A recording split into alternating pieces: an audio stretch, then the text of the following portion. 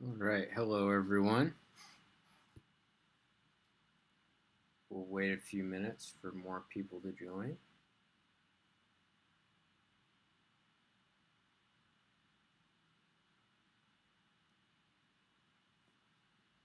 Morning.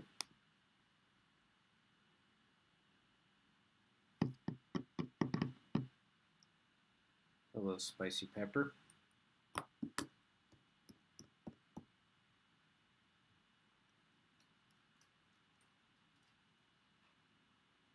Salutations. Did you have a mediocre vacation?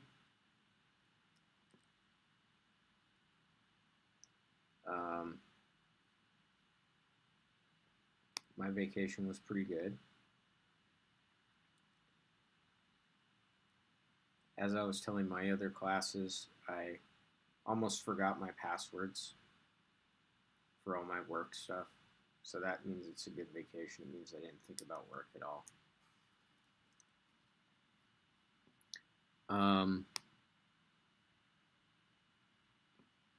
Wait about one more minute.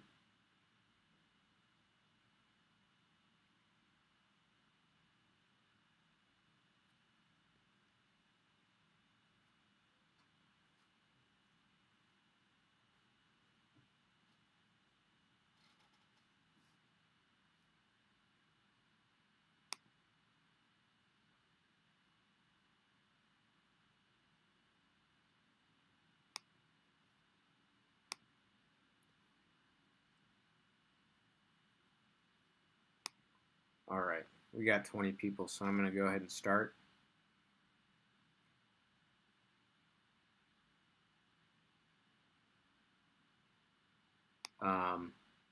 So first of all, a couple of announcements. This is going to be a shorter class period today because of they're doing all 8 periods today, so this is going to end at 10:50. And then you have a 5-minute passing period, so period 6 is going to begin at 10:55. Okay? So keep that in mind. Also, because of the shortened class period, man, I apologize. My internet is not doing too well this morning. Let me see if I can close anything. I'm going to try and close some stuff. Close Zoom.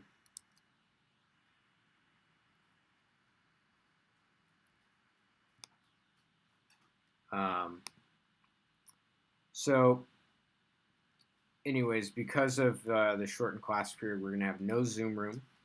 And also, please remember to submit your daily attendance. All right, so that is still how I will take attendance. Today's topic is going to be simple harmonic motion.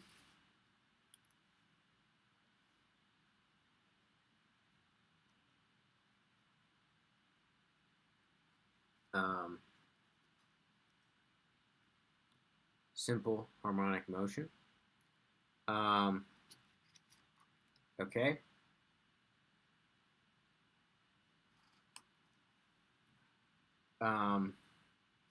Which is abbreviated as SHM. You will not know how to do today's assignment. All right, so after Thursday's lesson, you will be able to do the quiz for this week. There's only one quiz for this week. Okay, so just go ahead and hold off on that quiz until Thursday. So simple harmonic motion is motion where the position time graph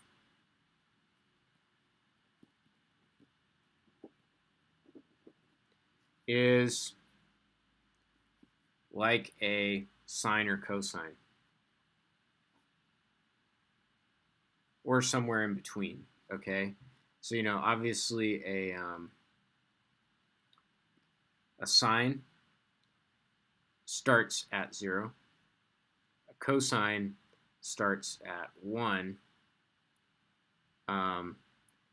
But you could have something that's in between those two, something that starts part way up. And you get what I'm saying? So anything where it's a shifted sine or cosine function is considered simple harmonic motion. Okay? And the general form of simple harmonic motion means that your position as a function of time is equal to a times cosine of omega t plus phi. Okay? A is called the amplitude. All right? So it's basically how big is the vibration. Okay? So I could draw small amplitude versus large amplitude. So small amplitude would look like this. Large amplitude would look like this. Okay? The amplitude is this distance right here is the amplitude, the distance from the center line to the top of the vibration. This right here, phi, the Greek letter phi, is called the phase. All right? And the phase is where does the vibration start?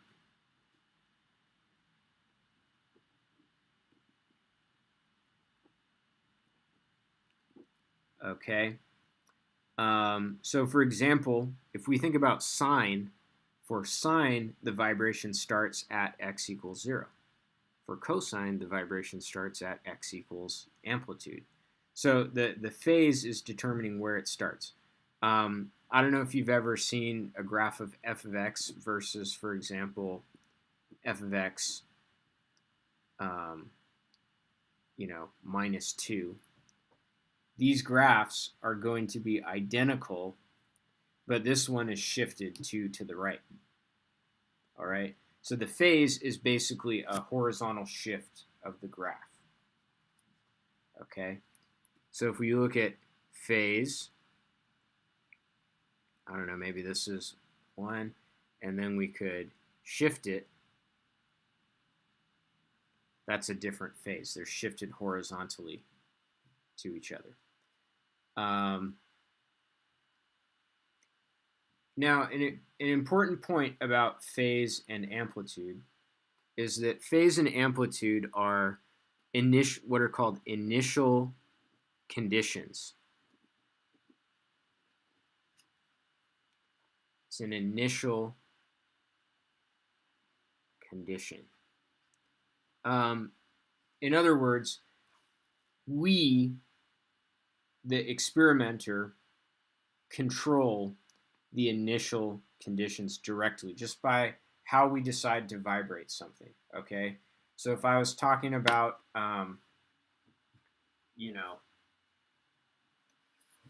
this ukulele, the amplitude is going to be determined by how much I press the string down. Okay, if I press the string down more and let it go, it's going to have a bigger amplitude. Okay, the phase is going to be determined by when I decide to pluck it. When do I start the vibration? All right. But if we look at this other constant, omega is the angular frequency.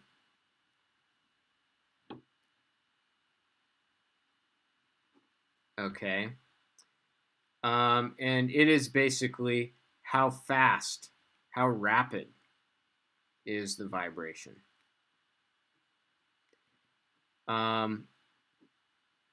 Okay, so a low angular frequency looks like this. Okay. And then a high angular frequency looks like this.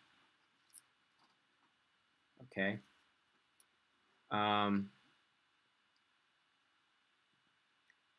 So that's angular frequency. Now the angular frequency is a property of the system. So the experimenter doesn't control, I mean, the experimenter could control the angular frequency by constructing the system. But if you were just doing an experiment and just disturbing a system that is already set up, then the properties of the system are what determines the angular frequency, whereas the amplitude and the initial condition are determined by how large the disturbance is and when the disturbance happens. Okay, so hopefully you can understand the difference between those two. Okay, so there is a fundamental equation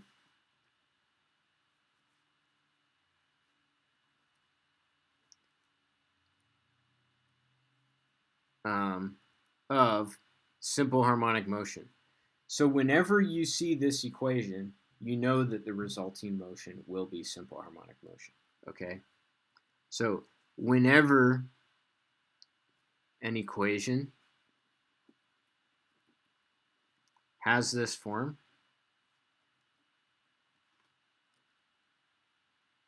okay, you know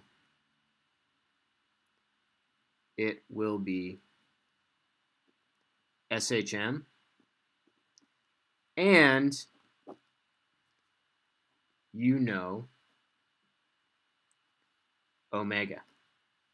Okay? So here's the fundamental equation. It is the acceleration is equal to minus omega squared times the position. Okay? This is the fundamental equation of simple harmonic motion. Keep in mind, I could also write this because acceleration is the second derivative of position. I could write it as d2x dt squared equals minus omega squared times x. Okay? So what I would like to do is so let's prove a theorem. Okay? A theorem is that x of t equals a cosine of omega t plus phi satisfies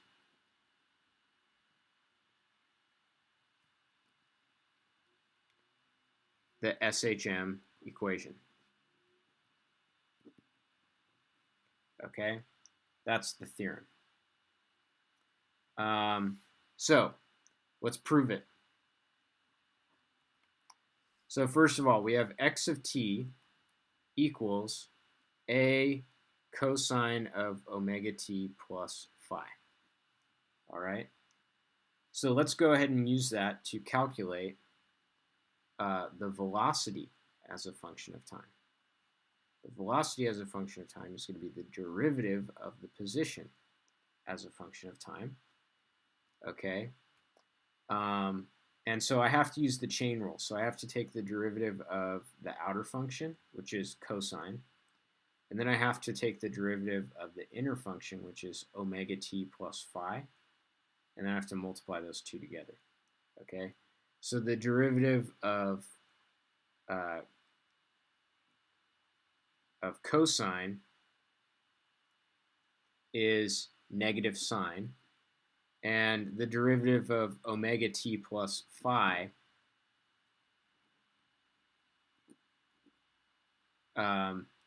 because omega and phi are just constants, the derivative is just omega. Okay, so what I get is a times negative sine of omega t plus phi times the derivative of the inner function, which is just omega. So what I get is that the velocity as a function of time is negative a omega sine of omega t plus phi. Okay. Then I want to get the acceleration as a function of time. Okay. The acceleration is the derivative of the velocity with respect to time. So now I'm going to do the derivative again. So I have negative a omega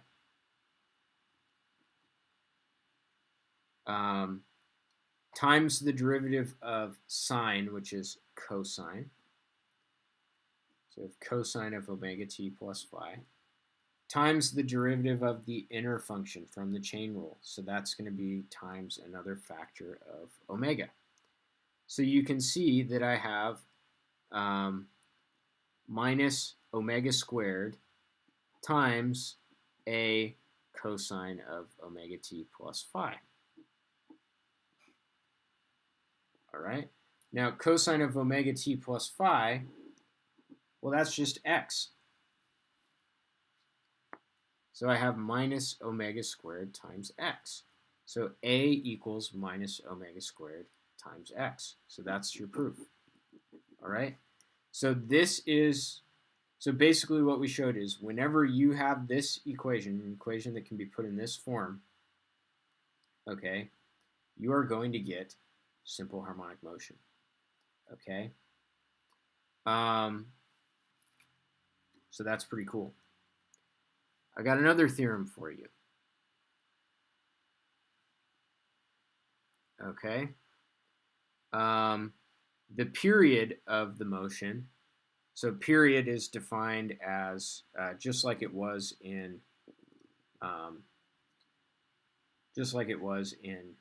the I'm blanking, in circular motion. So the time to complete one vibration. So that's one period, one time period. Okay. The period is 2 pi over omega. All right. All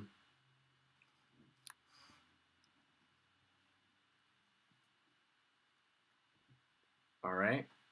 So let's go ahead and prove it. Let's prove that. Okay. So if we think about it, after one period, we should have, so let's consider the position at time 0. After one period has been completed, our position is again 0. All right, so the position at 0 has to be the position after one period. Okay. Now, what if I plug in 0? I get a cosine of 0 plus phi. So the position at 0 is cosine of phi, a cosine of phi. All right? The position after one period, now keep in mind that lowercase t is not the same thing as uppercase t. You get a cosine of omega t plus phi. All right? The a's cancel out. And then we have to look at the arguments of the cosine function, okay? So if you were to graph just cosine of x, y equals cosine of x, okay? Cosine of x repeats after its argument has increased by 2 pi. All right? So what that means, okay, what that means is that phi plus 2 pi, so the initial argument increases by 2 pi, and that's got to be equal to the final argument. Okay. So we can see that phi cancels out from both sides, which tells us that 2 pi equals omega times the period, which says that the period is 2 pi over omega. And that completes our proof. Okay, so what this means is that knowing omega, is the same thing as knowing the period of vibration. Okay? Knowing omega is the same thing as knowing the period of vibration. So these are kind of our two equations for today, and then we also have a third equation, which is this, the general form of simple harmonic motion. So I wanted to do just a quick example. And that example is the mass spring system. Okay. So a mass spring system is one where you have a mass M that is connected to a spring which has a stiffness K, and it's set on a flat table. The table is frictionless. Okay, the mass is pulled and it's released, and it goes wow, wow, wow, wow, wow, wow, wow, wow, wow, like that. Okay. If we call it starting position x equals 0, or it's equilibrium position, my bad, x equals 0, we can actually show that this equation satisfies simple harmonic motion. So we have net force equals ma. Now the net force is simply the elastic force. Okay.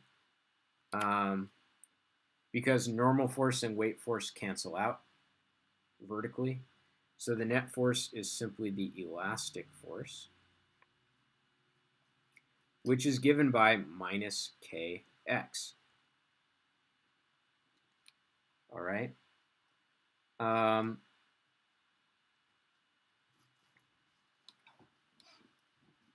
Minus kx. So why is the minus sign there? It's because if x is positive, then the spring is stretched, and so that's going to pull to the left, which is the negative direction. So if I divide both sides by m, I get that the acceleration is minus k over m times x. So it might not look like it, but this is actually the equation of simple harmonic motion, because the equation of simple harmonic motion is a equals minus omega squared x. Okay? Where omega squared is just a constant depending on the properties of the system. So by comparison, we can see we have a here, we have x here, we have negative here, and so it's a constant depending on the properties of the system, you know. So that means by comparison that omega squared is k over m. All right, which means that omega is square root of k over m. And then from the second theorem that we proved, the period is 2 pi over omega, all right, which is 2 pi, and then I have to invert this, so square root of not k over m, but m over k. So the period of the mass spring system is 2 pi square root of m over k. So that's a nice little formula. It makes a lot of sense, because the heavier something is, the harder it is to make it swing back and forth. Excuse me. All right. So one thing I want to talk about is we should notice that the period of the mass spring system does not depend on the amplitude. The amplitude is an initial condition, but no matter what the amplitude is, it's going to have the same period. Okay? So the period does not depend on the amplitude. All right. The other thing I wanted to talk about is the ubiquity of simple harmonic motion. So simple harmonic motion is ubiquitous. You see it everywhere. It's one of the most important systems. So in the next lesson, what we will talk about is why is simple harmonic motion so ubiquitous? Okay. Why do we see it everywhere? Another thing I wanted to point out just before I let you go is that you could also have simple harmonic motion in angular form. Okay, so the angular form of simple harmonic motion would be this. All right. So remember, angular acceleration is going to be the second derivative of angular position with respect to time. Okay, so this is the same thing, but with, x replaced by theta.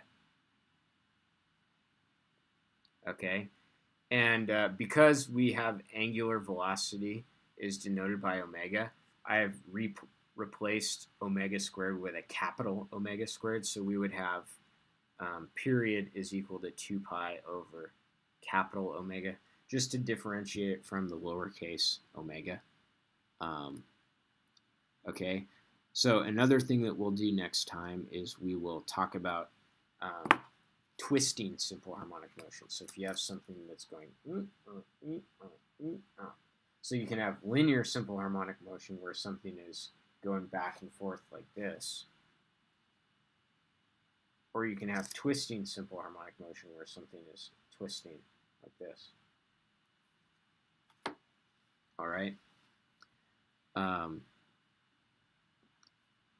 So anyways, that's my lesson for today, and I will see you on Thursday. So remember, there's no Zoom room today, and also make sure you submit attendance via the Google form. Okay?